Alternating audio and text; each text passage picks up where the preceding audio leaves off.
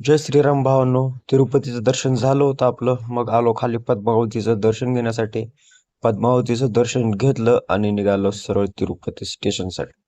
स्टेशनवर निघालो. मस्त सकाळी नजारा होता, डोंगर वगैरे दिसत होतं. मग आलो तिरुपती स्टेशनला, तिकीट बुक केलं आणि आलो जरा कॉफी पिण्यासाठी. कॉफी बाकी मस्त होती मित्रांनो. कॉफीमध्ये साखर वगैरे वेगळी देतात, आपल्याला पाहिजे तशी घ्या.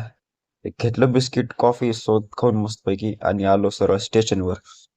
स्टेशनवर आलो भावांनो. स्टेशनवर सगळेजण ट्रेनची वाट पाहत होते. ट्रेन 9:30 वाजता होती. मग बसलो आणि उठलो सकाळीच डायरेक्ट.